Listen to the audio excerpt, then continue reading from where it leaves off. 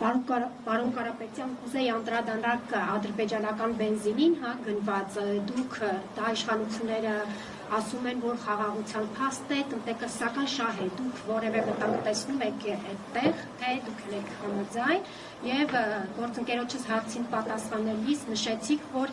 եթե վստահ են, որ իշխող ուժը վստահ է, որ իրենք են հաղթելու, թող չփորձեն խոչընդոտել մեր շարժման տարածմանը։ Միջ այս պահը որևէ խոչընդոտներ եղել են։ Շնորհակալ եմ։ Ադրբեջանական բենզինի հետ կապված 1.5 միլիոն դոլարի, ինչպես լրատվականները հայտարարեցին, բենզինը ներմուծվել ըստ Ադրբեջանի հարկայինի տեղեկատվության երկրում հնա հարկեր հարաբերակցությունը 20-ից 25 է միշտելով։ Այսինքն դրանից մոտ 250-300 դոլարը գնացել է հարկ Ադրբեջանի պետությանը։ Ադրբեջանի պետության ծախսերի 40%-ը 30-40 հնարավոր է ու երևի մի քիչ ավելի քիչ ռազմական ծախսերն են։ Ուրեմն մենք 1.5 միլիոն դոլար բենզին բերելով մոտապես իմ հաշվարկով մինչև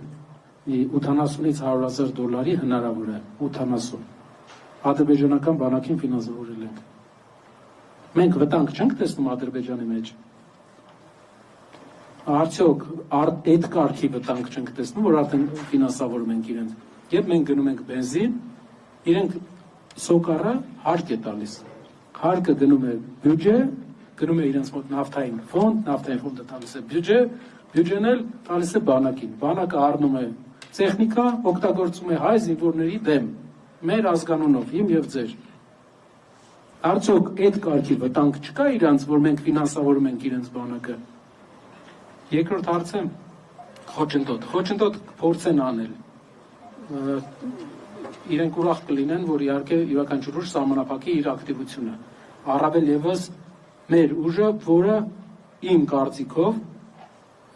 իմ տեսածով հասարակությունը ամեն դեպքում հույս տեսնում է եւ այդ հույսի հետևից է գալիս։